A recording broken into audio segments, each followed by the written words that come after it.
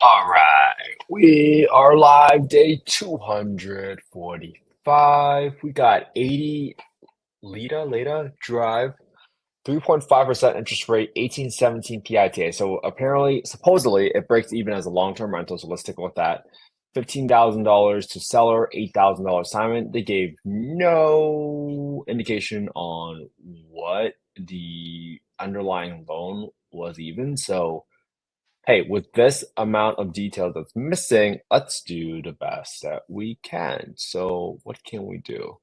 Let's go ahead and set up the deal first. So today is June 1st. Let's go ahead and set this deal up. Boom. 6-1. All right.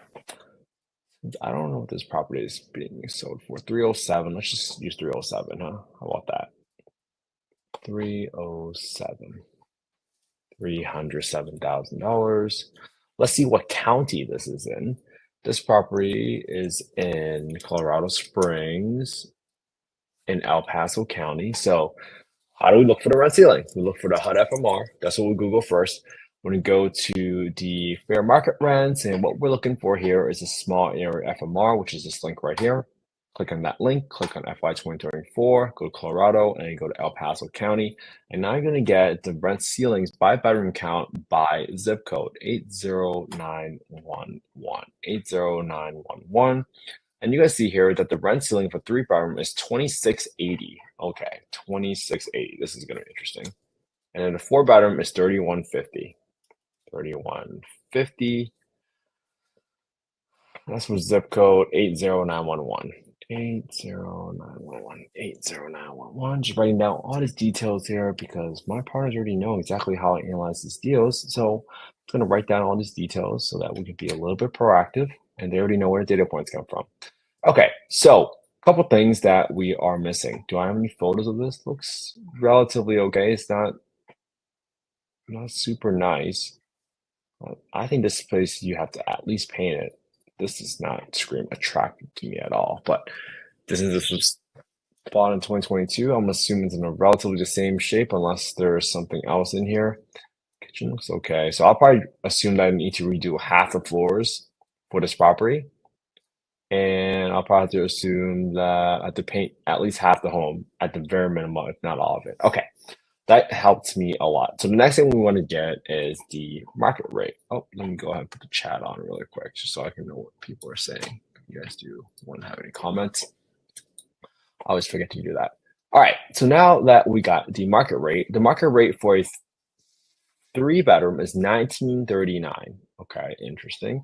And if you understand and you remember the rent reasonableness test that we've been covering for the last couple of weeks, this number is very important because if you underwrote with 2680, that's the difference of almost $700. You could be grossly overestimating the rents that you have for this property because the housing authority is not going to let you charge more rent simply because they are a voucher holder. Now let's see if the rent differs for a 4-bedroom.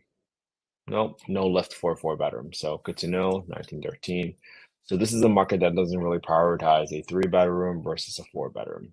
Good to know, because then now I know that it's not worth the investment to, let's say, if there was a garage or something like that, what would be my justification to turn this into a 4-bedroom? And we don't have that here, okay?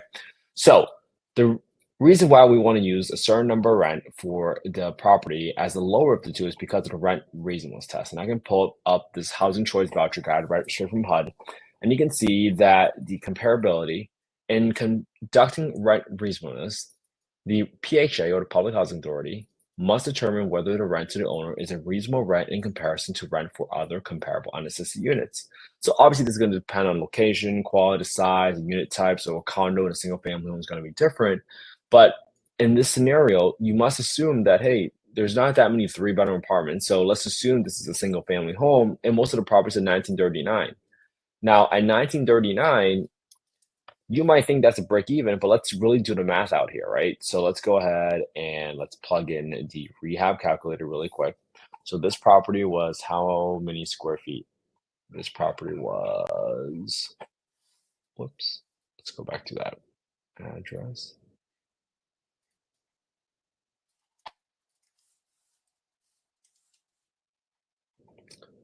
1,200 square feet. So I'm going to assume I need to replace a roof on this property at 1,500, not replace, but just at least patch up some work. So that's 1,500 bucks. Assuming there's some landscaping I need to do to maintain it while we're getting the property to be rent ready. I'm assuming to repaint the entire place. I'm assuming at least half the flooring, so 1,200 divided by 2, at $8 a square foot, it's going to get replaced. So that gives me a total rehab of about 12,000. Okay. Now, because I do not have the balance of the total payment or the balance of the underlying loan that I'm taking over subject to, here's how I would go about it. There's $15,000 to the seller and $8,000 assignment. So $15,000 to the seller, no arrears, $8,000 on assignment. So I'm going to assume that I'm going to sell this property for $307,000 because that's what it previously sold for, plus $15,000. And I'm assume that my loan that I'm taking over is $307,000. I'm just making an assumption because, and here's why it does not matter, right? As long as I get an interest rate in, the most important number I care about is this number right here, the 1817 PITI. So if I go to my property tax number and I say, hey, that equals 1817, I'm going to subtract the principal and I'm going to subtract the interest portion of the loan that I'm taking over subject to back into my property taxes and my insurance number, right? This is the most important part because no matter what, even if you didn't have to certain amount of details, this gives you enough information for you to underwrite the deal and figure out whether or not this is worth your time to explore even further. So now when you have this, all right, now you're going to have a relatively accurate property tax number and insurance number, at least from a totality standpoint. Then I'm going to add extra 30 bucks for insurance because I'm assuming the underlying insurance policy is designated for a property tax. I mean, for a primary residence. So usually when you turn into a rental property, it's going to cost a little bit more. I set aside 10% every single month. Set aside 10% for property management every single month. So I got my maintenance because this money doesn't belong to me because something always breaks in the home, whether you got to replace the HVAC or the roof breaks down in 10, 15, 20 years, doesn't matter what it is, that money doesn't belong to you because you're depreciating the property every single month. All right. I got 5% for vacancy. So even though it was advertised as the property that is going to break even, if you assume that you're going to get 1939 for rent here, because that's the lower of the two numbers, you would actually be losing $392 a month. And that's a negative 10.8% return, assuming you bought this property for $322,000 and your rehab was roughly around 12,500. Okay. So even though if you assume it's break even and you say, hey, it breaks even because the long-term rental rates were 1900 and you see that as 1800, that's not the case if you deduct your expenses. And this is a very, very important point that I really want to drive home because guess what? Sometimes people just take the rent and then subtract the PITI and they get the cash flow. But in reality, we all know that something always breaks at a home. And if you don't set aside money right now for those repairs, then you're going to be reaching into your pocket at some point in time to pay for those repairs. So it's either you set aside now and be realistic about what you're really making on it, or you can lie to yourself and not set aside any money. And that's not really the right approach, right? That doesn't make any sense at all. Why are we putting our heads in the sand just to kind of avoid the reality or the truth of the property? Okay. So hopefully that was helpful. For those of you that want to get a copy of the spreadsheet, I've been given the spreadsheet by somebody else and I kind of just modified it and tweaked it to kind of fit how quickly I underwrite the property. So if you guys ever want to get a copy of the spreadsheet, just go to affordablehousing.io, come to the get deal analysis tool, plug in your information, and that's how I've been able to systematize and automate the process for how you get a copy of the spreadsheet. And my sincere goal is for all of you to simply copy what I'm doing, copy my homework, look at the same deal I looked at today, put it on using the same spreadsheet and put it on your own YouTube channel. That's it. Remember, all things just 18 minutes a day for 365 days, and you'll be better than 95% of the country at analyzing deals.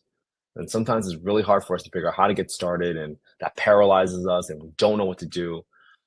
Well, hopefully this gives you the first step, the first option, or one of the options for you to decide how to get started. And it's simple as just copying my homework. You don't need to give me any credit because this is the only way you can create that undeniable track record. So you can be confident that you know what a deal looks like when it comes across the table and slaps you across the face. And if a partner ever asks you, hey, why do you think this is a deal? You can tell them, hey, I know this is a deal because I've been looking at deals for the past 245 days and they were all not deals. Might that give you some more confidence that you know what you're doing? Might that give your partner some more confidence that you know what you're doing? I certainly hope so. So I hope you guys have an amazing Saturday with your family and friends today. Obviously, this was not investment advice. I'm not soliciting any investments. We're simply showing you all the work that I'm doing every single day. So let's stay consistent together. Thank you so much for caring about affordable housing. So without people like you, I would have never had the home I grew up in. So thank you so much. Hope you guys have an amazing evening. And I'll talk to you again tomorrow for day 246.